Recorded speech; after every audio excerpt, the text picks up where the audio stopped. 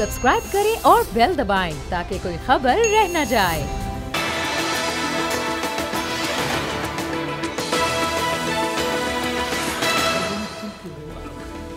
अस्सलाम वालेकुम, मैं हूं फैसल अजीज खान और आप देख रहे हैं अब बात होगी। हिंदुस्तान से पाकिस्तान के मामलात किस सतह पर हैं, हिंदुस्तान में क्या हो रहा है और पाकिस्तानी लोग क्या राय रखते हैं और किस तरह से दुनिया भर में फोर्थ जनरेशन वॉर के थ्रू हिंदुस्तान पाकिस्तान को नेगेटिव दिखाने की कोशिश करता रहता है। मामला यह है कि पाकिस्तान में भी एक इम्पॉर्टेंट किस्म की किताब लिखी है और किताब लिखी है भारत जहां कोई न सर उठा कर चले। ये वो किताब है और इसमें ऐसे ऐसे सवाल उठाए गए हैं और ऐसे ऐसे शवाहिद के साथ तस्करा किया गया है जो हिंदुस्तान में होता है मुख्तलिफ़ चीज़ों के बारे में कि आप हैरान रह जाएंगे।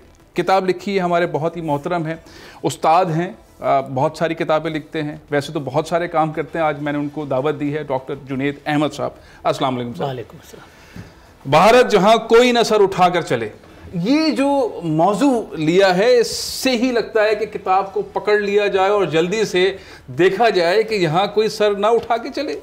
और मामलात ये हैं कि हिंदुस्तान के अंदर बहुत सारी ऐसी तहरीकें हैं, अलहदी की तहरीकें, जिनका जिक्र नहीं होता।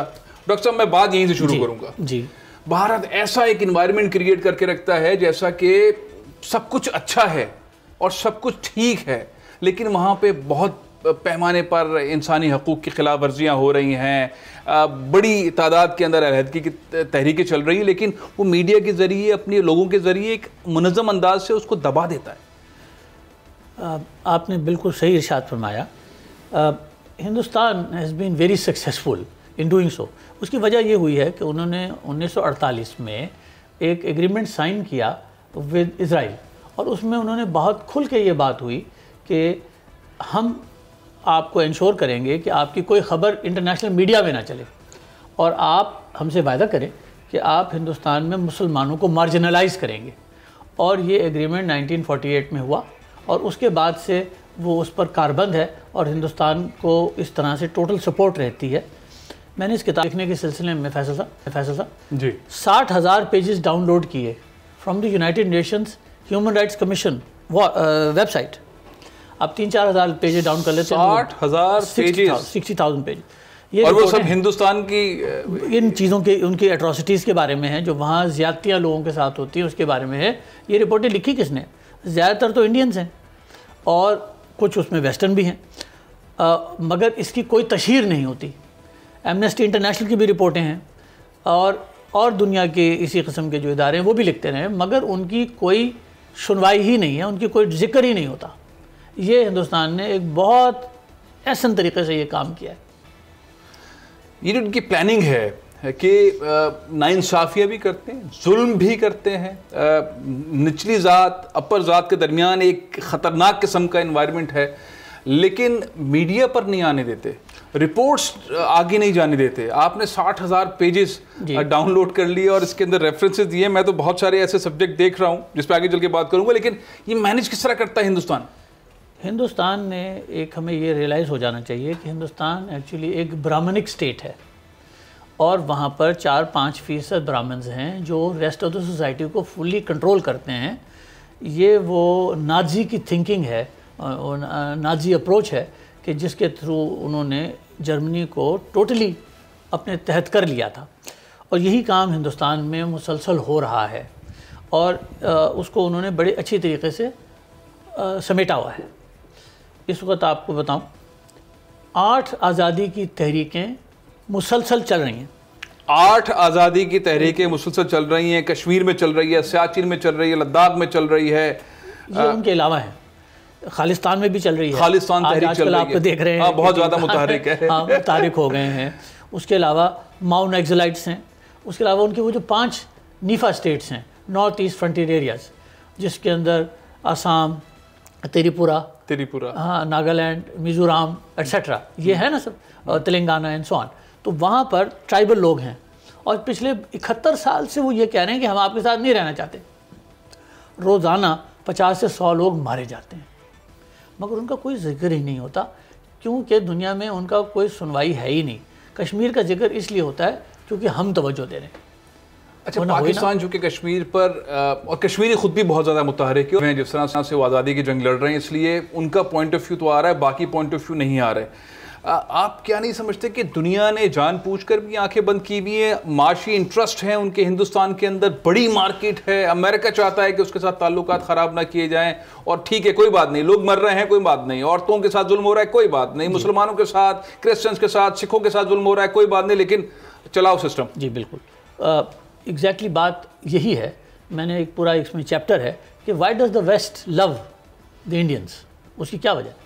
4 وجوہات ہیں جو میں نے بڑی تحقیق کر کے نکالی. جی ایک تو خیر آپ نے بات ارشاد فرمائی، وہی ہے کہ ہندوستان کی ایک بہت بڑی مارکیٹ ہے.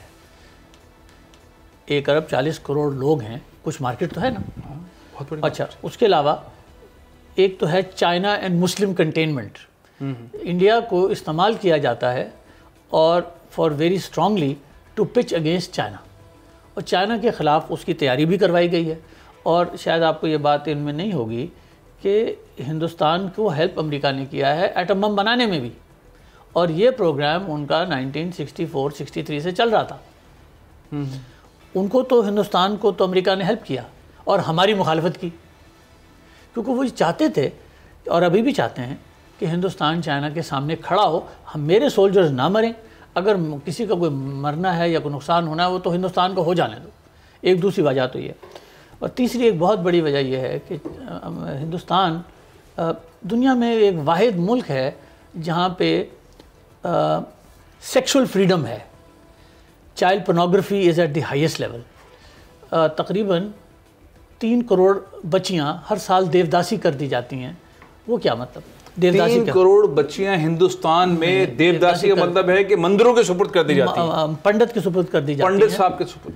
اچھا پہلے تو وہ پنڈت صاحب اس کے ساتھ جو کچھ کرتے ہیں وہ کرتے ہیں، اور اس کے بعد اس بچی کو ایز اے سیکس سلیو استعمال کیا جاتا ہے، اور اس سے پنڈت صاحب کی اور اس ٹیمپل کی آمدنی ہوتی ہے. ڈاکٹر صاحب آپ یہ کہہ رہے ہیں کہ ہر سال 3 کروڑ بچیوں کو پنڈتوں کے سپرد کر دیا جاتا ہے ہر سال. تو یہ 3 کروڑ یہ ہر سال، یہ کتنی، یہ تو بہت بڑی تعداد ہوگی. اور ان میں سے یہ بیچاری بائی دی ایج آف 18 اور 20 ایئرس اس بری حالت میں ہو چکی ہوتی ہیں کہ یہ زندہ رہ ہی نہیں پاتی. They are living at a very بہت غربت کے حال میں ہوتی ہیں. ان کا نہ کوئی بہن ہے، نہ بھائی ہے، نہ لک آفٹر، نہ میاں ہے، نہ کوئی لک آفٹر کرنے والا ہے. تو کیا فیملیز جو ہیں وہ آ کے مندروں پر آ کر چھوڑ دیتی ہیں بچیوں کو؟ یعنی کہ بچیوں کو پالنے کا سلسلہ نہیں ہے، وہ جا کے غریب جو ہندو نچلی ذات کے ہندو ہیں میرے خیال میں وہ اپنی بچیوں کو، تمام ہی ہر کوئی، اس میں ویش بھی ہیں، کشتری بھی ہیں، شودر بھی ہیں، اور دلت بھی ہیں، یہ سبھی کرتے ہیں یہ. اور یہ ان کا ایک طریقہ رائج ہے پچھلے 5000 سال سے، یہ مسلسل کرتے رہتے ہیں یہ. اور جس کی وجہ سے ان کے ہاں بہت بڑی ایک سیکس سلیو ٹریڈ ہے. ایک اور بھی بات آپ سے عرض کروں، ہندوستان میں تقریباً 18 کروڑ سلیوز ہیں، جو کہ بانڈڈ لیبر تو میرے ملک میں بھی ہے. یہ بانڈڈ لیبر نہیں ہے، یہ خریدا گیا ہے ان کو، اور خرید کے یہ گھروں پہ بھی ملازمت کرتے ہیں، فیکٹریوں میں بھی ملازمت کرتے ہیں، ایگریکلچرل فیلڈز میں بھی ان سے کام لیا جاتا ہے. ٹوٹل بیکار. اور دنیا کی جو سلیوری انڈیکس ہے اس میں سب نمبر 1 ہے. وہ آپ کی تحقیق کے مطابق 18 کروڑ کے لگ بھگ سلیوز ہیں، غلام ہیں، میں جو مختلف سبجیکٹ کے اندر کام کرتے ہیں، جن سے کام لیا جاتا ہے، اور ان غلامی کے علاوہ ان کو آزاد، حکومت وہاں کی جو سب سے بڑی جمہوریت ہے ان کو آزاد نہیں کروا سکتی. نہیں، حکومت کی تو اس کو سپورٹ ہے، حکومت کی تو سپورٹ ہے، کیونکہ اگر حکومت چاہے تو وہ کام رکوا سکتی ہے.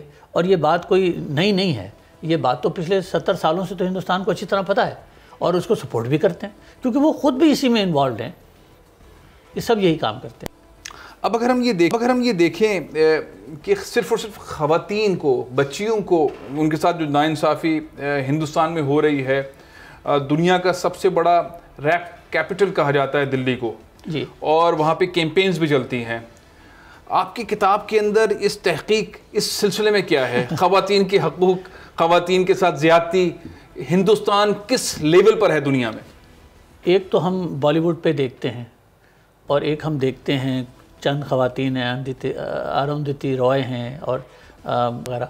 تو کچھ لوگ تو برکا دت وغیرہ یہ تو ہیں جو کہ ایمانسپیٹڈ ہیں، اور آپ کو ان کی کچھ بزنس میں بھی انڈسٹری میں بھی خواتین نظر آتا ہے، جیسے بہت ہی بڑی لبرل سیکولر انوائرمنٹ نظر آتا ہے. ہندوستان میں ہر سال 3 کروڑ بچیاں کا قتل ہوتا ہے، انفینٹیسائیڈ، جس میں وہ بچی کی عمر 1 ہفتے سے 6 ہفتے کے درمیان ہوتی ہے اور اس کو قتل کر دیا جاتا ہے. بیکاز ہندو معاشرے میں ایک لڑکی کی کوئی وقت ہے نہیں. اور مارتا کون ہے؟ ماں یا نانی یا خالہ. آپ سوچ سکتے ہیں کہ ماں کے ساتھ اور نانی کے ساتھ اور خالہ کے ساتھ کیا گزرتی ہوگی اپنی بیٹی یا اپنی نواسی کو کرتے ہوئے. Family pressure. 60 ملین گرلز کا فیٹیسائڈ ہوتا ہے ہر سال. وہاں پہ فیٹیسائڈ کو یعنی کہ فیٹس کو ڈسٹرائے کیا جاتا ہے، جو کہ ہندوستان میں ٹوٹلی ایلیگل ہے، مگر اس کے باوجود یہ ہوتا ہے. اس ساری وجہ سے ہندوستان میں میل فیمیل ریشو آؤٹ ہو چکا ہے. اچھا، مرد زیادہ ہو گئے ہیں، خواتین کم ہو گئی. میں آپ کو تھوڑا سا فگر دیتا ہوں. جی. In upper caste Hindus in northern India ratio یہ ہے، for 1000 boys there are 300 girls. اچھا. اب آپ کو سمجھ میں آتا ہے کہ دہلی میں ریپ کیوں ہوتے ہیں. اچھا، all over India the ratio is for 1000 boys there are 920 اور 930 گرلز. اتنا فرق ہے. تو ان کے سسٹم میں تو ظلم جو ہے وہ ایک انصاف کی شکل اختیار کر گیا ہے. مطلب انہوں نے سسٹم اتنا خطرناک بنا دیا ہے کہ جو ظلم کر رہے ہیں وہ اپنے لیے انصاف ڈھونڈنے کے چکر میں کر رہے ہیں کہ ہماری شادی نہیں ہو رہی جی ہے اور لڑکیاں اویلیبل نہیں ہیں. بالکل. اور چلو یہ کر لیتے ہیں. ایک اور بھی بات جو کہ بڑی اہم ہے وہ یہ کہ ہندوستان میں اب تک انہوں نے جو مائنورٹیز کے رائٹس ہیں اس سلسلے میں بہت کمیشنز بنے ہیں. کالکار کمیشن بنا، منڈل کمیشن بنا، سچر کمیشن بنا، وغیرہ وغیرہ. ان سارے کمیشنوں نے مختلف ریکمنڈیشنز بھی دی ہیں اور وہ بڑے سوچ سمجھ کے ان کو بارے میں بات کی جاتی ہے. سب کچھ ہوتا ہے، رپورٹ بھی سبمٹ ہو جاتی ہے اور تھوڑے دنوں میں وہ پارلیمنٹ میں بھی ڈسکس ہوتی ہے اور پھر داخلے دفتر کر دی جاتی ہے. یہ اتنے خوبصورتی سے اتنے سالوں سے چل رہا ہے کہ آپ سمجھتے ہیں کہ یہ معاملہ تو ٹھیک ہے. یہ معاملہ ٹھیک نہیں ہے. وہ سب دنیا کو دکھانے کے لیے سب کچھ ہوتا ہے اور کنٹینیوسلی ہو رہا ہے. اچھا، اگر ہم ہندوستان کو ریٹ کریں کہ کتنی سمجھداری سے، پلاننگ سے، اپنے میڈیا کو استعمال کرتے ہوئے، سوشل میڈیا کو استعمال کرتے ہوئے یہ جو سارے ظلم ہیں جو بچیوں کے ساتھ ہیں، جو ان کے سسٹم کے اندر پنپ گئے ہیں ہزاروں سالوں سے اور اب زیادہ اسپیڈ پکڑ گئے ہیں، اور ریگولر بیسس کے اوپر جو ناانصافیاں وہ کر رہے ہیں، جو علیحدگی کی آزادی کی تحریکیں وہاں پر جو قتل عام کر رہے ہیں، جہاں فوج اتاری ہوئی ہے، انہوں نے اتنے سارے 8 سے زیادہ علیحدگی کی تحریکیں ڈاکٹر صاحب بتا رہے ہیں وہاں پر جاری ہیں. تو یہ سارے سلسلے کو انہوں نے کس طرح سے انٹرنیشنلی مینیج کیا ہوا ہے؟ کہیں پر بھی انٹرنیشنلی خبر چھپنے، کشمیر کی تحریک کے علاوہ کسی بھی معاملے میں خبر چھپنے نہیں دیتے، کسی بھی انٹرنیشنل میڈیا میں نہیں چھپنے دیتے. یو این او سمیت دنیا کے بہت سارے اداروں کے اندر رپورٹس آتی ہیں لیکن وہ رپورٹ منظر عام پر نہیں آتی. یہ جو مینجمنٹ ہے ڈاکٹر صاحب، یہ مینجمنٹ کیسے ہو رہی ہے؟ یہ ایک بہت احسن طریقے سے ہو رہی ہے. ہندوستان نے فورن پالیسی کو اور اپنے ڈپلومیٹک کور کو بہت افیکٹولی استعمال کیا ہے. اور ڈپلومیٹک کور سے میں کچھ ایمبیسیز کو، انڈین ایمبیسیز کو کچھ ملکوں میں جا کے وزٹ بھی کر چکا ہوں. تو وہاں پر جو سفیر صاحب کی ایکٹیویٹی ہوتی ہے اور جو ان کے اور ماتحت وہاں کام کر رہے ہوتے ہیں، وہ کس طریقے سے ریلیشن شپ بناتے ہیں میڈیا ہاؤسز کے ساتھ، اخباروں کے ساتھ، اور مجال ہے کوئی خبر چھپ جائے جس کا ریبٹل نہ جائے وہاں سے. اور یہ ایک کنٹینیوس انگیجمنٹ ہے جو انہوں نے رکھی ہے. اور ایک کام اور بھی بہت اچھی طرح کرتے ہیں، ریگولرلی ڈیلیگیشنز آتے ہیں جرنلسٹ کے، جن کو وہ بلا کے شائننگ انڈیا دکھاتے ہیں. اور شائننگ انڈیا کے کچھ پاکٹس تو ہیں نا، مینیج کرتے ہیں جی، اس کو مینیج کرتے ہیں اور آپ کو ایک باقاعدہ فلم دکھائی جاتی ہے. اور بالی ووڈ آپ کو سمجھ میں آتا ہے کہ شاید انڈیا سارا بالی ووڈ ہی ہے. کیونکہ میں ہندوستان بہت دفعہ گیا ہوں اور مجھے شوق تھا کہ میں دیکھوں کہ یہ جو اوپر سے چیز نظر آتی ہے اندر سے ہے کیا. تو اس لیے میں کوئی اوور 100 ٹائمز انڈیا گیا. اور میں نے وہاں پہ، کیونکہ آپ اگر میں جینز اور چیک شرٹ پہن لوں اور ہیٹ پہن لوں تو nobody can recognise me as a Pakistani. I had a non reporting multiple entry visa to India. ہم جاتے رہے اور ان کے گاؤں میں بھی پھرتے رہے اور یہ شور کیا کہ نہ مجھے ہندی آتی ہے نہ اردو آتی ہے. تو میں سب سمجھتا رہا، دیکھتا رہا. اور میں نے ان ساری چیزوں کو جو میں نے اپنی کتاب میں لکھی ہیں، میں نے ان کو اپنی آنکھوں سے دیکھا ہے. آئیے واپس آتے ہیں کہ انہوں نے ایک تو اپنے ڈپلومیٹکلی بہت اچھی طرح مینیج کیا ہے، جو میرا ملک نہیں کرتا. نمبر ایک بات.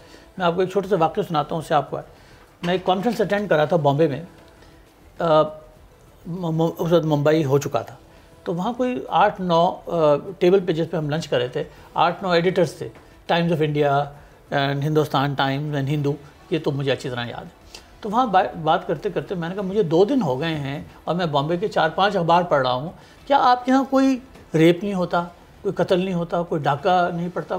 بامبے اتنا بڑا شہر ہے. میں کہا ڈاکٹر صاحب سب ہوتا ہے. میں نے کہا آپ نے اس کو کہیں لکھا تو نہیں؟ کہنے لگے سوچئے اگر ہم لکھ بھی دیں گے تو کیا فائدہ ہوگا, تو ہم اس کو کور ہی نہیں کرتے, اس سے سوائے انڈیا کے نام خراب ہونے کے اور تو کچھ نہیں ہوگا. یعنی کہ وہاں کے ایڈیٹرز یہ بیٹھ کر سوچ رہے ہیں کہ ہم جو ظلم ہو رہا ہے, جو ریپس ہو رہے ہیں, جو کرائمز ہو رہے ہیں, جو اسٹریٹ کرائمز ہو رہے ہیں, یہ خبریں ہیں ہی نہیں جی, اور اس سے کچھ ہوگا نہیں, اس لیے جگہ دینے کی ضرورت نہیں, اور امیج خراب ہوگا انڈیا کا, اس لیے نہ چھاپو. یعنی کہ خود سے ایڈیٹرز نے یہ طے کر لیا. بالکل. اچھا, یہ ایک بہت بڑی انڈیا میں موومنٹ ہے یہ, کہ وہ اس کو ایز اے نیشنل کاز لے کے چلتے ہیں, جس میں فارن آفس بھی شامل ہے, ان کا پریس انفارمیشن ڈپارٹمنٹ بھی شامل ہے, ان کا دوردرشن بھی شامل ہے, اور ان کے بہت سے ٹی وی اسٹیشنز بھی اس میں شامل ہیں, اور وہ انشور کرتے ہیں کہ ہندوستان کی کوئی نیگیٹو بات ہو ہی نہ. اچھا, اس کے مقابلے میں میرا ملک کچھ اور کرتا ہے. ہمارے ملک کے تو ایڈیٹرز, ہمارے ملک کے اینکرز, ہمارے ملک کے رپورٹرز, ہم وہ چیزیں نکال کے سامنے لے کر آتے ہیں جو کسی کو نہیں پتہ ہوتی اور جس کی ضرورت بھی نہیں ہوتی, اور پاکستان کی نیگیٹیوٹی, پاکستان کی پسماندگی, پاکستان کا برا چہرہ نکال کر سامنے پیش کرتے ہیں, اور پھر دنیا کو موقع دیتے ہیں کہ وہ ہم پر انگلی بھی اٹھائے, ہم پہ کیچڑ بھی پھینکے, ہمیں برا بھی کہے, ہمیں ٹیررسٹ بھی کہے, ہمیں سب کچھ کہے, یہ ہم خود پرووائڈ کرتے ہیں. اچھا ڈاکٹر صاحب, یہ جو فرق ہے ہمارا میڈیا اور انڈین میڈیا, ہمارا میڈیا میں کوئی ایسی سوچ, کوئی ایسی پالیسی, ایسی کوئی تھنکنگ, کوئی ایسا سنیریو کیوں ایگزسٹ نہیں کرتا جس سے پاکستان کی اونرشپ والا انوائرمنٹ ہو, پاکستان کا خوبصورت چہرہ دکھایا جائے, پاکستان کی پازیٹیوٹی دکھائی جائے, پاکستان میں اچھے کام جو ہو رہے ہیں وہ دکھائے جائیں. اور بہت ساری چیزوں میں, بلکہ سینکڑوں چیزوں کے اندر پاکستان انڈیا سے بہت آگے ہے, لیکن تصویر پہ, کیمرے پہ, میڈیا میں, سوشل میڈیا میں ایسا لگتا ہے کہ ہم کوئی 18ویں صدی میں رہ رہے ہیں. اس کی جو وجہ فیصل صاحب مجھے سمجھ میں آتی ہے وہ یہ ہے کہ میری حکومت اس کی لیڈرشپ پرووائڈ نہیں کرتی, اور انڈیا میں پچھلے 25-30 سال سے وہ ہر سال 1 گھنٹہ BBC پہ خریدتے ہیں, اور BBC پھر شائننگ انڈیا یا میڈ ان انڈیا یا ایکسپورٹنگ فرام انڈیا کے پروگرامز چلاتا ہے, ویژنری لیڈرشپ ہے, اور وہ اس طرح کی انویسٹمنٹ کرتے ہیں. جی, اور اس میں پیسے لگائے جاتے ہیں. اس کے علاوہ انہی کا پریس انفارمیشن ڈپارٹمنٹ, اور مجھے اس کی پرسنل نالج ہے, وہ ان ایڈیٹرز کو بھی بلاتا ہے اور ان سے بات بھی کرتا ہے. دیر از نو اسٹرانگ آرم ٹریٹمنٹ نہیں ہوتی, ان کو بات سمجھائی جاتی ہے اور لوگ مانتے ہیں اس بات کو. مگر یہ ساری چیز کی اب ایک لمٹ ہو چکی ہے, اور میرا خیال یہ تھا کہ اگر یہ ہمیں بھی ان ساری چیزوں کی ضرورت ہے اور ہمیں کرنی چاہیے.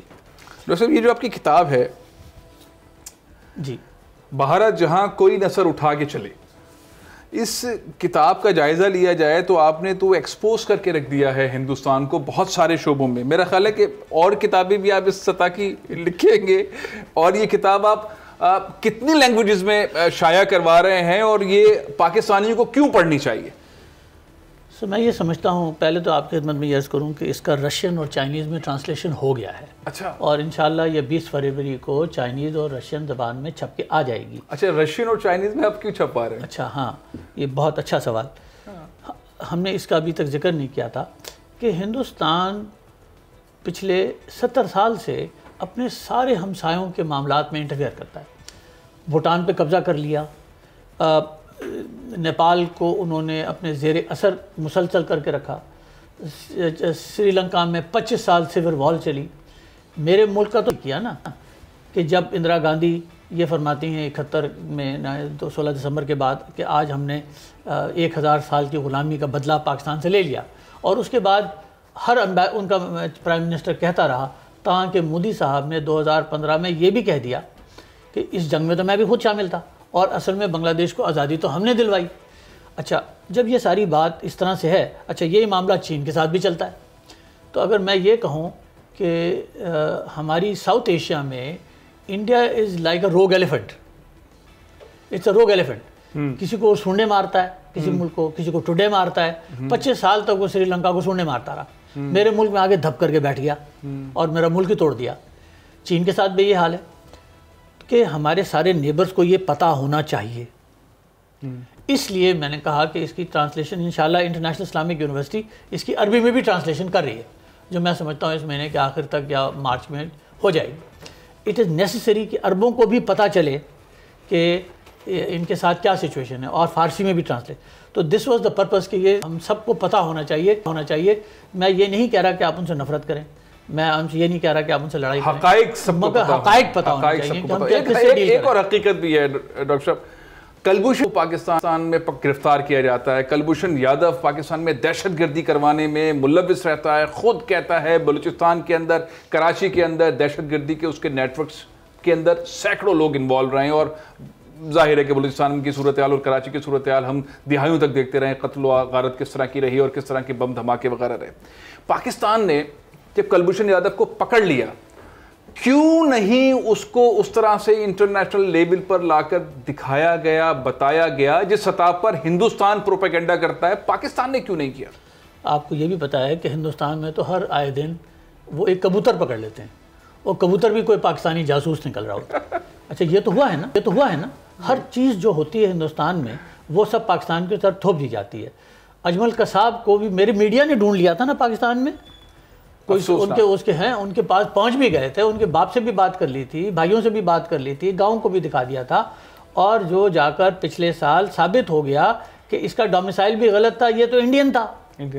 اچھا یہ جو کتاب چھپی بیٹریل آف انڈیا ممبئی اٹیکس کے سلسلے میں, الائس ڈیوڈسن, اس میں وہ بڑی ڈیٹیل میں بتاتا ہے کہ کس طریقے سے یہ فالس فلیگ آپریشن ہوا. اور وہ یہ بھی ہے کہ جو پارلیمنٹ پہ اٹیک ہے وہ بھی ایک فالس فلیگ آپریشن ہے جو انڈیا نے خود کیا. اچھا مجھے یہ بات قطعاً سمجھ نہیں آتی کہ یہ کیا بات ہے کہ ہم ان چیزوں کو کھل کے نہیں کہتے, سوائے اس بات کے کہ ہم نے ان سے پیسے کھائے ہیں. کیا میاں نواز شریف صاحب کو کلبھوشن یادو کا ذکر نہیں کرنا چاہیے؟ ایک دفعہ نواز شریف صاحب نے یہ نام نہیں لیا اپنی زبان پہ, انہوں نے بھی نہیں لیا, سرتاج عزیز صاحب نے بھی نہیں لیا, ان کے جو ایڈوائزر تھے انہوں نے بھی اس کا نام نہیں لیا. فارن آفس سے کوئی, میں نے وہ ڈوسیے پڑھا ہے جو پاکستان گورنمنٹ نے سبمٹ کیا تھا یونائٹڈ نیشنز کو, آپ سن کے حیران ہوں گے, اس میں صرف اخباروں کی تراشی ہیں, اس میں کوئی رپورٹ نہیں ہے. اور اسی لیے پاکستان اس کو یونائٹڈ نیشن سے یہ بار بار کہتا بھی نہیں کہ بھائی ہم نے جو آپ کو ڈوسیے دیا تھا اس کو ذرا کنسیڈر تو کریں. وہ کیا کنسیڈر کریں, کیونکہ اس کے اندر کچھ ہے ہی نہیں. اچھا یہ مجھے صاف لگتا ہے کہ یہ اس کے اندر ہماری مصلحتیں ہوتی ہیں. میاں صاحب یہ چاہتے تھے کہ کسی طریقے سے ایسٹ پنجاب اور ویسٹ پنجاب کی جو اکانومیز ہیں ان کو آپس میں ڈیپینڈنٹ کر دیں. میاں صاحب یہ چاہتے تھے کہ ہندوستانی پنجاب اور پاکستانی پنجاب کو ملا دیا جائے, ان کی اکانومی ایک کر دی جائے, جو ہندوستان اور بنگلہ دیش نے کیا ہے کہ بنگلہ دیش کی اکانومی, بنگال کی اکانومی اور ایسٹ بنگال کی اکانومی انہوں نے اکٹھی کر دی ہے. اکٹھی کر دینے کی وجہ سے بنگلہ دیش has now become a client state. کتنی بڑی سازش نواز شریف صاحب کر رہے تھے, اور لوگ پھر بھی کہتے ہیں کہ میاں صاحب پاکستان کے حق میں کام کرتے رہے. کلبھوشن یادو سے متعلق کبھی انہوں نے نام نہیں, قومی اداروں سے متعلق اس طرح کی گفتگو کرتے رہے, پاکستان کے اوپر الزامات والا انوائرمنٹ کریٹ کرتے رہے, فوج کے اوپر حملے کرتے رہے میاں صاحب, اور پاکستان کی وزیر اعظم بھی بنے رہے. کتنا بڑا, اور کرپشن کے معاملہ تو ان کے سامنے بہت سارے کھل کے آئے گئے. ڈاکٹر صاحب فیوچر کیا آپ دیکھتے ہیں کلبھوشن یادو کا؟ نئی حکومت آ گئی ہے, وزیر خارجہ بڑے متحرک ہیں, وزیر اعظم بڑے متحرک ہیں, پاکستان کے صدر مملکت بہت متحرک ہیں, ماشاءاللہ پوری ٹیم بڑی متحرک ہے, آرمی چیف بڑے متحرک ہیں, ISI چیف بڑے متحرک ہیں. یہ تمام چیزیں اگر ہم دیکھتے ہیں تو پہلی بار ایسا لگتا ہے کہ ایک دوسرے سے کنیکٹڈ ہیں. تو اس صورتحال میں کلبھوشن یادو کا فیوچر کیا دیکھتے ہیں؟ انشاءاللہ وہی ہوگا جو ابھی تھوڑے دنوں پہلے جو کراچی میں چائنا کی قونصلیٹ پہ حملے کے بعد ہوا. ہم نے بندہ ڈھونڈ لیا نا, اور بندے کو کس نے پیسے دیے تھے وہ بھی ڈھونڈ لیے.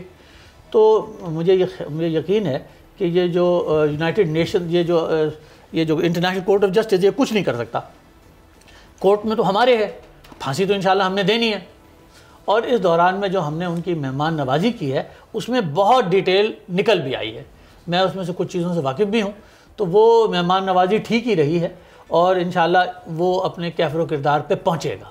آپ یہ سمجھتے ہیں کہ پاکستان کلبھوشن یادو کو قریب میں, اب زیادہ دور نہیں, قریب میں پھانسی دے دے گا؟ آپ کا کہنا یہ ہے؟ جی میرا خیال ہے کہ جس طریقے سے یہ بات آگے چلی ہے اب, اور تو انشاءاللہ یہ ہو جائے گا. کوئی کمپرومائز پی ٹی آئی کی گورنمنٹ, عمران خان کی گورنمنٹ, وہ پہلا قدم, ہم پہلا قدم, آپ ایک قدم بڑھائیں, ہم 2 قدم بڑھائیں گے, وہ بیچ میں نہیں آئے گا, کلبھوشن یادو کو پاکستان پھانسی دے دے گا؟ اللہ ایسے ہی صحیح ہوگا. آپ وہ جو خان صاحب نے یہ بات کہی تھی اس کو دیکھ لیجئے ذرا کرتارپور سنگھ پہ. اچھا, میں نے کرتارپور سنگھ بھی جانا ہوا ہے اور ہندوستان میں وہ جگہ بھی دیکھی ہے جہاں ایک بلڈنگ کے اوپر دوربینیں لگی ہوئی ہیں. وہ پیسے چارج کرتے ہیں کرتارپور سنگھ کو دیکھنے کے لیے, گردوارے کو دیکھنے کے پیسے چارج ہوتے ہیں, اور تصویر کھینچنے کے اور بھی زیادہ پیسے ہوتے ہیں. Kartarpur is like Mecca and Medina put together for the Sikhs. میں ڈاکٹر صاحب یہی چاہ رہا تھا کہ جو سکھوں کے ساتھ زیادتی ہندوستان نے کی ہے, پاکستان نے دروازے کھولے ہیں سکھوں کے لیے, اور پاکستان امن چاہتا ہے, ہر سطح پہ امن چاہتا ہے, اور لیکن یہ برملا طور پر کہتا ہے کہ کمزوری نہ سمجھا جائے ہماری امن کی کوششوں کو. یہاں وقفہ لے رہا ہوں. ایک انقلاب پاکستان میں آ رہا ہے, ساری دنیا میں آ چکا ہے. امریکی صدر ڈونلڈ ٹرمپ ایک پلان بنا رہے ہیں آرٹیفیشل انٹیلیجنس سے متعلق. سعودی عرب کے اندر بھی پلان بن رہا ہے. پاکستان کے جو صدر ہیں عارف علوی صاحب, انہوں نے ایک پروگرام شروع کیا ہوا ہے آرٹیفیشل انٹیلیجنس کا. یہ پروگرام ہے کیا اور کیوں پاکستان اس میں اتنی تیزی دکھا رہا ہے؟ بات کریں گے ڈاکٹر جنید احمد سے اس بریک کے بعد.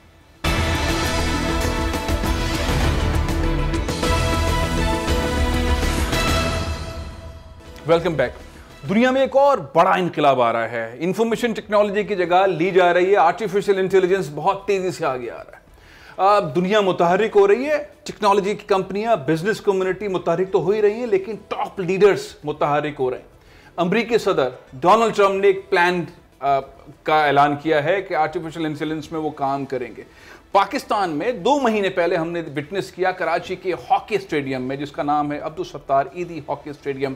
وہاں پر 19,000 بچوں نے بیٹھ کر ٹیسٹ دیے. اب اس کے ریزلٹس آنے والے ہیں آرٹیفیشل انٹیلیجنس کے میدان میں, اور اس کو لیڈ کر رہے ہیں اس پورے پروسیس کو جو پاکستان میں انقلاب آ رہا ہے آرٹیفیشل انٹیلیجنس کا, محترم جناب صدر مملکت عارف علوی صاحب. ان کے ساتھ ایک مضبوط ٹیم ہے. معاملہ یہ ہے کہ ڈونلڈ ٹرمپ آرٹیفیشل انٹیلیجنس کا پروگرام لے کے چل رہے ہیں, عارف علوی صاحب آرٹیفیشل انٹیلیجنس کا پروگرام لے کے چل رہے ہیں. سعودی عرب بھی چاہتا ہے کہ وہاں کے نوجوانوں کو آرٹیفیشل انٹیلیجنس سکھائی جائے, اور پاکستان سے مختلف ذرائع میں وہ رابطے میں ہے کہ وہ پاکستانیز وہاں پر آئیں, جو یہاں سکھانا چاہتے ہیں وہ سعودی عرب آئیں اور سکھائیں. لیکن آرٹیفیشل انٹیلیجنس ہے کیا, اور وہ کس طرح سے ایک انقلاب میں برپا ہو کر دنیا کو تبدیل کرنا چاہتی ہے؟ ڈاکٹر صاحب یہ کیسے ہو رہا ہے, اور اتنا پریشان ڈونلڈ ٹرمپ کیوں ہیں اور عارف علوی کیوں ہے؟ اصل میں artificial intelligence would have been the automatically اس کی نیکسٹ سٹیج تھی جو ساری دنیا میں ایک آئی ٹی کا انقلاب رہا ہے. اور آہستہ آہستہ ہم سب نے یہ کہنا شروع کر دیا تھا کہ اب ہم انڈسٹریل ریولوشن سے بڑھ کر انفارمیشن ایج میں آ چکے ہیں. اچھا, اب انفارمیشن ایج سے آپ آگے بھی اگلی جو سٹیج آ رہی ہے وہ internet of things. Internet of things, اور اس میں بہت سے ایسے کام جو کہ آپ چاہیں, اور جو دنیا میں بہت سارے کام جو ہیں وہ تھرو آرٹیفیشل انٹیلیجنس آپ نے مشینوں کو دے دیے ہیں. پاکستان میں بھی اس سلسلے میں تھوڑا بہت کام ہوا جو بہت کم ہے. ہم نے آپ کو بھی علم ہے اس بات کا کہ میرا ملک آخر بہت دیر میں جاگتا ہے. ابھی تک ہمارے ہاں انفارمیشن ٹیکنالوجی پر بھی ٹھیک طریقے سے قابو نہیں پایا جا سکا ہے. ہماری export about $1.5 billion $2 billion total ہیں, against India standing at about $80 billion. اب ہم سے بنگلہ دیش بھی آگے نکل گیا ہے. تو یہ ایک بڑی تکلیف دہ بات ہے.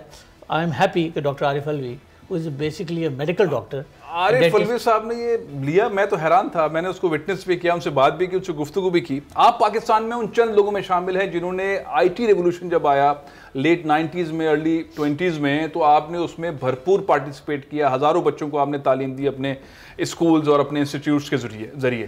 اب یہ والا جو انقلاب ہے آرٹیفیشل انٹیلیجنس کا, جس کے لیے ڈونلڈ ٹرمپ بھی پریشان ہے. ڈونلڈ ٹرمپ کیوں پریشان ہے؟ سر, ڈونلڈ ٹرمپ اس لیے پریشان ہے کہ چین اس آرٹیفیشل انٹیلیجنس میں اب امریکہ سے بہت آگے جا چکا ہے, اور یہ اب اس کو بہت بودریشن ہے. اگر آپ کبھی بیجنگ تشریف لے جائیں تو آپ دیکھ کے حیران ہوتے ہیں کہ ان کی زندگی میں آئی ٹی اور آرٹیفیشل انٹیلیجنس کتنی حد تک آگے بڑھ چکی ہے. ڈرائیور لیس کارز بھی ہیں, ٹرکس بھی ہیں, ٹرینس بھی ہیں. آپ سن کے شاید آپ کو علم ہوگا کہ China is now the custodian and the owner of the world's biggest railway network. 22,000 kilometers of a bullet train. All of it is running through artificial intelligence. اور جتنا بھی سارا کام ہے, کل میں ٹی وی پہ دیکھ رہا تھا کہ انہوں نے اب اپنے پورٹس کو بھی آٹومیٹ کر دیا ہے. ناؤ کین یو امیجن کہ ایک پورٹ کے اوپر جہاز آ کے لگا ہے, وہ بھی آٹومیٹکلی آ کے لگا, اور اس کو گینٹری کرین گئی, اس نے کنٹینر اٹھا کے کہیں خاص جگہ پہ رکھا. یہ بھی سب آٹومیٹڈ ہے.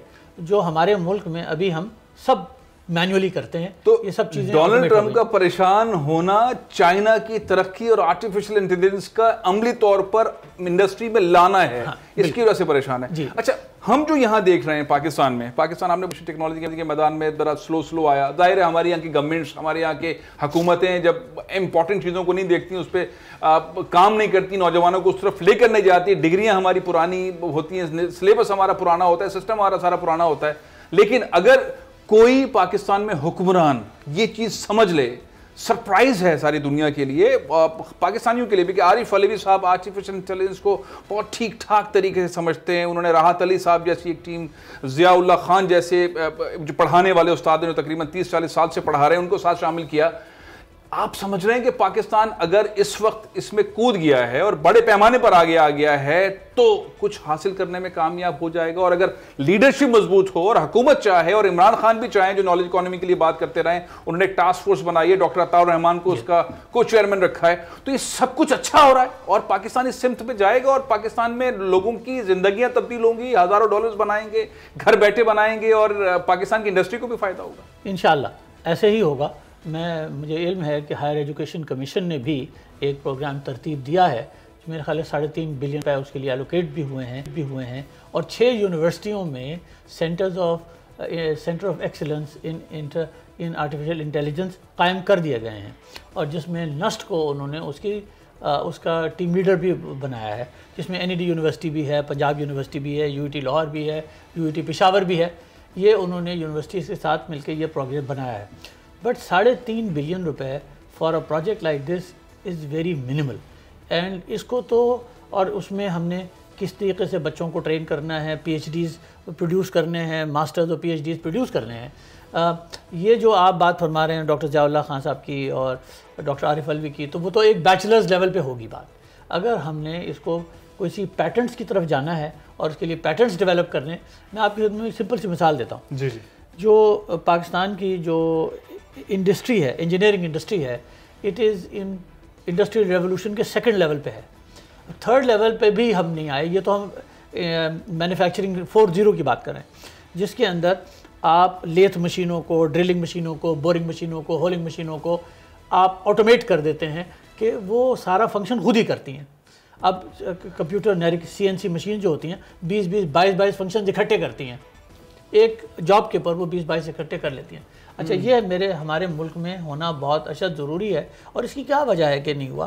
ایک بہت بڑی وجہ یہ ہے کہ پچھلے 25-30 سال میں میرے ملک میں ڈی انڈسٹریلائزیشن ہوئی ہے. ہماری حکومت کے اس قسم کی پالیسیز رہی ہیں کہ لوگوں نے انڈسٹریاں بند کی ہیں, اور انڈسٹریاں بند کر کے دوسرے ملکوں میں لگ گئے. جی, بنگلہ دیش میں بے انتہا گئے, سری لنکا گئے. گورنمنٹ کی پالیسیز, اصل میں حکومت میں جو لوگ آتے ہیں وہ خود ہی صنعت کار ہیں, وہی شوگر مل لگاتے ہیں, وہی صنعتیں لگاتے ہیں, انہی کی اسٹیل ملز ہوتی ہیں, وہ ترقی پاتی ہے, اور پاکستان کی اسٹیل مل جو ہے کھٹارا بن جاتی ہے. جی بالکل. لیکن اس حکومت میں تو ہم پازیٹیوٹی دیکھتے ہیں. ڈاکٹر صاحب, ڈونلڈ ٹرمپ بہت ساری چیزوں میں متنازع ہیں, بہت سارے ایسے اسٹیٹمنٹ دے دیتے ہیں, بہت سارے ایسے فیصلے کر لیتے ہیں, بہت ساری چیزیں ایسی کر لیتے ہیں جو انہیں اپنے ہی کوٹ پیچھے کر دیتے ہیں, ان کے خلاف اسٹرائکس ہوتی ہیں, ان کے خلاف وہ تنخواہیں دینا بند کر دیتے ہیں. لیکن تمام چیزوں کے باوجود انہوں نے یہ جو فیصلہ کیا ہے کہ ایک پلان بنایا جائے آرٹیفیشل انٹیلیجنس کے حوالے سے, ان کے ایڈوائزرز ایسے ہیں, یعنی ریئلائزیشن ایسی ہو گئی, یا واقعی جو آپ بات کہہ رہے ہیں کہ چین جتنا تیزی سے آرٹیفیشل انٹیلیجنس میں آگے بڑھ رہا ہے, انہیں احساس ہے کہ ان کی رسپیکٹ, ان کے ملک کی رسپیکٹ, ان کی انڈسٹریز کی رسپیکٹ داؤ پر لگی ہوئی ہے.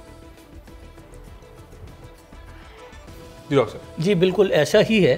انفیکٹ اگر آپ امریکہ میں جائیں تو آپ دیکھیں گے کہ ان کی نیو یارک میں اور واشنگٹن میں اور انٹرسٹیٹ ہائی ویز کے اوپر بڑے بڑے پاٹ ہولز ہیں.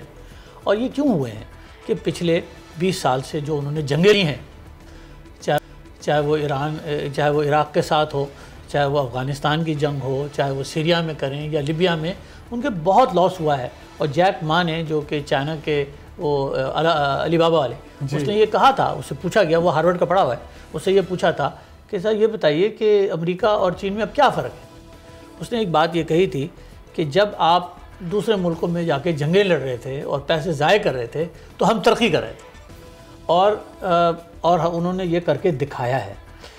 ڈونلڈ ٹرمپ صاحب کا جو یہ سارا پروگرام بات بہت بڑی ہے، جیک ما کی ان کی کمپنی نے دنیا کا سب سے بڑا پروڈکٹ جس اب تک بنا ہے، انہوں نے بوئنگ طیارہ جو ہے وہ آن لائن علی بابا نے سیل کر دیا تھا اب سے چند ماہ پہلے۔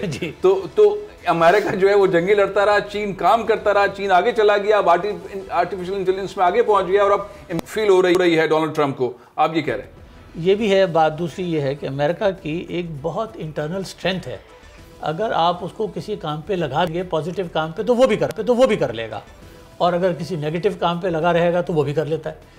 تو میرا خیال ہے ڈونلڈ ٹرمپ صاحب کی یہ پالیسی کہ میں اب جنگوں سے باہر نکلوں، یہ بھی انہیں جیک ما صاحب کی بات سمجھ آئی ہے، اسی لیے انہوں نے سیریا کی بھی بات کی ہے اور افغانستان سے پل بیک کی بھی بات کی ہے، جو کہ پینٹاگون کو قطعاً پسند نہیں آ رہی، اور وہ مسلسل میڈ ان امریکہ کی بھی بات کر رہے ہیں۔ اور یہ بیسیکلی ایک بڑی پازیٹیو سٹیپ ہے، کیونکہ امریکہ کی یونیورسٹیاں آفٹر آل دنیا کی بیسٹ یونیورسٹیز ہیں، ان کے ریسرچ سینٹرز بہت زبردست ہیں، ان کا تعلیمی نظام بہت زبردست ہے۔ اگر وہ اس طرف لگیں گے تو انشاءاللہ کچھ نہ کچھ تو کر ہی لیں گے اور بہت کچھ کر لیں گے۔ اور مجھے یہ بھی پتہ ہے کہ اگر امریکہ اس کے پیچھے لگ جائے تو وہ چائنا کے برابر بھی آ سکتا ہے، and that's what in my opinion Trump wants to do, he wants to make America great again. وہ اس کا ڈریم ہے اس بندے کا۔ ڈاکٹر صاحب، آپ نے بہت امریکنز کے لیے امبیرسمنٹ والی بات کر دی کہ امریکہ اگر محنت کرے تو وہ چائنا جا سکتا ہے۔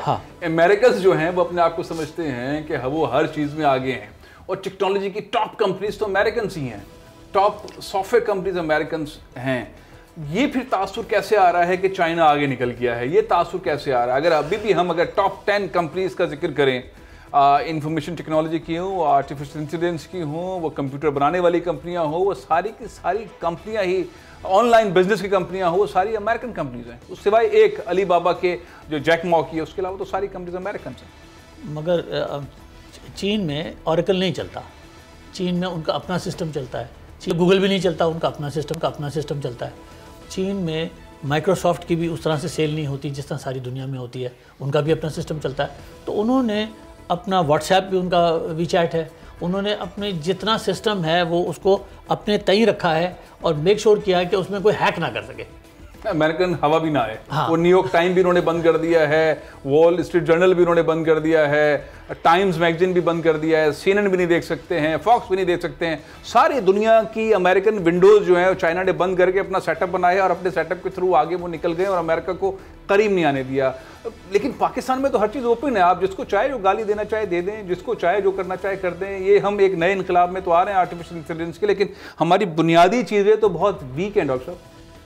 ہماری تعلیمی نظام پرائمری لیول پہ، سیکنڈری لیول پر، ہائر سیکنڈری لیول پہ، یونیورسٹی لیولز پر بھی بہت، جیسے آپ کو علم ہے I brought Aptech to Pakistan, اور ایپ ٹیک کے ماشاءاللہ اس میں 39 سینٹرز ہیں پاکستان میں، تقریباً 18-20 ہزار بچے پڑھتے ہیں، اور ایپ ٹیک ہر 2 سال بعد اپنا کریکولم 100% چینج کر دیتا ہے، اپگریڈ کر دیتا ہے ریکوائرمنٹ کے حساب سے۔ اور نئی دنیا میں کیا ہو رہا ہے، ان کی ایک ٹیکنالوجی ایڈوائزری گروپ ہے جو میٹ کرتا ہے، اور وہ دنیا کی ساری بڑی کمپنیوں سے پوچھتا ہے کہ آپ اگلے 2 سال میں کیا کرنے جا رہے ہیں، اور ان سے وہ پوچھ کے اپنے کریکولم کو ماڈیفائی کرتا ہے۔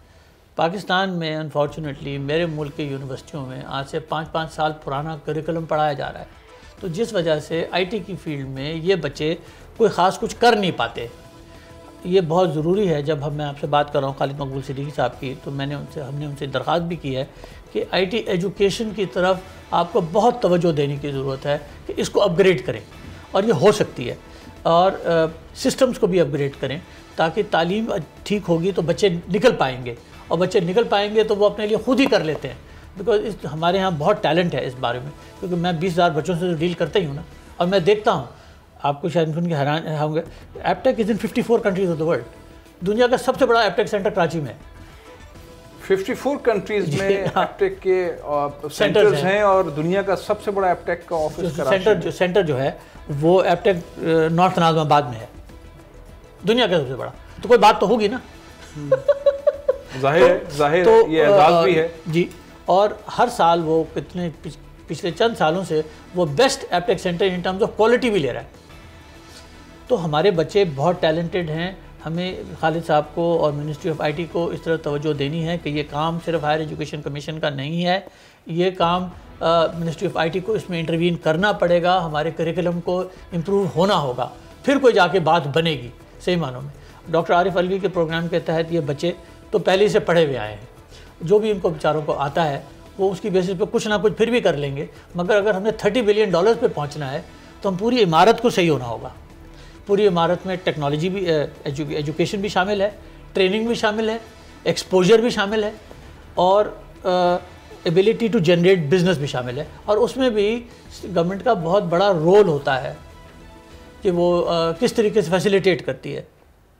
گورنمنٹ کا بڑا رول ہوتا ہے، اس کے بغیر چیزیں آگے بڑھیں گی نہیں۔ ڈاکٹر عارف پروگرام لے کے چل رہے ہیں، وہ تو لے کے چل رہے ہیں، لیکن خالد مقبول صدیقی صاحب جو انفارمیشن ٹیکنالوجی کے وزیر ہیں، ان کو بھی تیزی سے آگے بڑھنے کی ضرورت ہے تاکہ وہ انٹروین کریں سلیبس کے اندر، اس کو اپ گریڈ کریں اور اس طرح سے اپ گریڈ کریں کہ چیزیں پازیٹیوٹی کی طرف آئیں اور جو مارکیٹ کی ریکوائرمنٹ ہے اس کے حساب سے ہم بچوں کو تعلیم بھی دیں، ان کو جابس بھی ملیں اور سسٹم پھر پاکستان کا آگے بڑھے تاکہ زیادہ تعداد کے اندر پاکستان کے اندر ڈالرز آئیں۔ لیکن ڈیولپرز جس سطح کے چاہیے ہوتے ہیں، اس میں جو عارف علوی صاحب کا صدر مملکت کا جو پروگرام ہے، اس پروگرام میں تو اگر ایک سال کے اندر کوئی بچہ پڑھ لے، کوئی بچی پڑھ لے جس کو انگریزی 10ویں جماعت کی 8ویں جماعت کی میتھس آتی ہو اور وہ پڑھ لے، ایک سال تک پڑھ لے، تو کہا جا رہا ہے کہ وہ $2,000 $3,000 $4,000 پر منتھ بنا سکتے ہیں، اور زیادہ محنت کرے تو $10,000 تک فری لانسنگ کے ذریعے اپنے گھر بیٹھے کما سکتے ہیں، اور دنیا میں ایسے لوگ کما رہے ہیں، اور پاکستان میں میں نے ایسے لوگوں سے ملا ہوں۔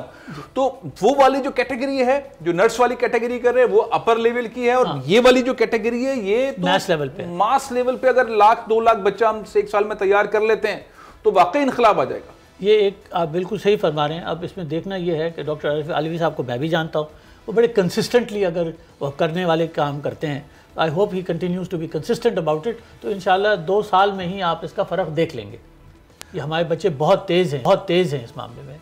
اچھا، آپ سمجھتے ہیں کہ اگر 1,00,000 بچہ، اگر پاکستان میں 1,00,000 بچہ آرٹیفیشل انٹیلیجنس کا انٹرنیشنل سرٹیفکیشن پاس کر لیتا ہے، 2019 فیبرری چل رہا ہے، 2020 فیبرری اپریل مارچ کے لگ بھگ اگر لوگ ایگزامز دیتے ہیں، اور آپ کے خیال میں یہ ہو جاتا ہے، تو ہم 2020 اپریل کے بعد سے لے کے بہانہ کتنے پیسے پاکستانی بنا سکیں گے آرٹیفیشل انٹیلیجنس کے ذریعے؟ کیونکہ آپ آئی ٹی کی بھی ایکسپرٹ ہیں، آپ بھی ہیں، آپ آتھر بھی ہیں، دنیا بھر میں گھومتے، تو آپ کو زیادہ اندازہ ہوگا کہ پاکستانی اس سمت میں اگر صحیح فوکس کام کیا، جیسا کہ آپ کہہ رہے ہیں عارف علوی صاحب بہت ہی فوکسڈ رہتے ہیں، ان کی ٹیم بھی بڑی فوکسڈ ہے، تو ہم کتنے پیسے جنریٹ کرنا شروع کر دیں گے؟ یہ $1 بلین کا تو کوئی مسئلہ ہونا نہیں چاہیے، تو انشاءاللہ یہ ایک بہت بڑا فگر ہے جو ہم نے 70 سال میں پہنچے ہیں، تو یہ تو ہم 1-2 سال میں اگر کر لیتے ہیں تو یہ بہت بڑی بات ہے، اور ہمیں اس طرف توجہ جاری رکھنی چاہیے، انشاءاللہ یہ ہوگا۔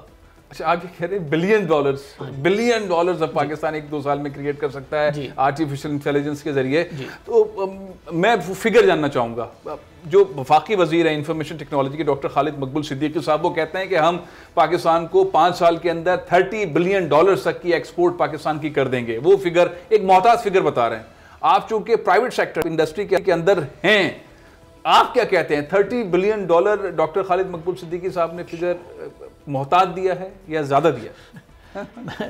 اصل میں بات یہ ہے کہ ڈاکٹر خالد مقبول صدیقی کوئی بہت زیادہ عرصے سے آئی ٹی انڈسٹری سے ان کے ساتھ منسلک نہیں رہے ہیں۔ ان کی اپنی انڈرسٹینڈنگ بھی، میں کچھ دفعہ تو ملاقات ہوئی ہے، وہ کرنا تو چاہتے ہیں، مگر ہو یہ رہا ہے، جو مجھے بھی کچھ علم ہے، کہ آئی ٹی ٹاسک فورس تو بنی ہے، مگر اس کو جتنا متحرک ہونا چاہیے اور جتنا اب تک پاکستان کی آئی ٹی پالیسی آ جانی چاہیے تھی، اور وہ ابھی تک نہیں آئی، تو میں آپ کے پروگرام کے توسط سے خالد صاحب کو یہ کہنا چاہتا ہوں کہ ڈاکٹر صاحب پلیز توجہ دیں، کیونکہ آپ کی منسٹری کے پاس بہت کچھ ہے کرنے کو اور آپ کر سکتے ہیں، تو پلیز اس طرف توجہ دیں، بلکہ اور کریے۔ 21ویں صدی میں تو ساری منسٹریاں جو ہیں وہ آئی ٹی منسٹری لیں گی، سب نے کمپیوٹرائز ہونا ہے، سب نے نالج اکانومی کے تھرو آگے بڑھنا ہے، ساری منسٹریز نے آنا ہے۔ تو خالد مقبول صدیقی صاحب اپنے ہاتھ پاؤں مار رہے ہیں، ویسے میری نالج میں ہے کہ بہت ساری میٹنگز کر رہے ہیں، لیکن ڈاکٹر صاحب کہہ رہے ہیں کہ زیادہ متحرک ہونے کی ضرورت ہے، زیادہ کام کرنے کی ضرورت ہے، کیونکہ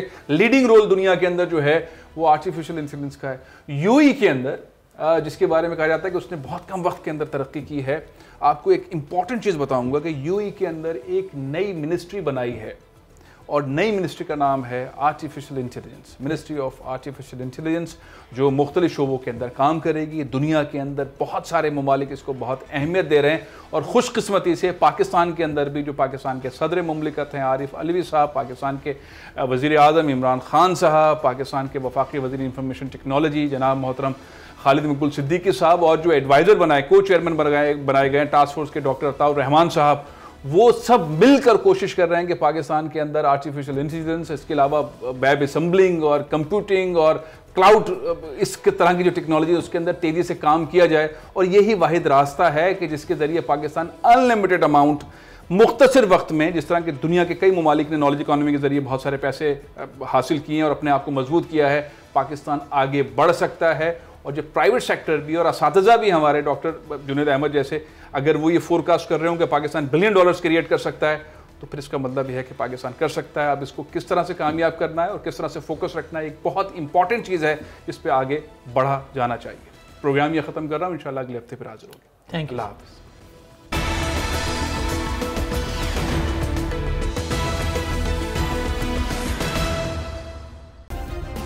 سبسکرائب کریں اور بیل دبائیں تاکہ کوئی خبر رہ نہ جائے۔